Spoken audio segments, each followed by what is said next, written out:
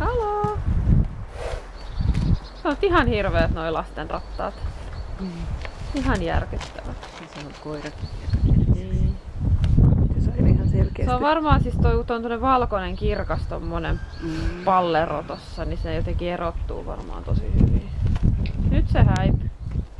No niin. Joo. Se on jännä, että meilläkin niin kuin kaukaa katsotaan.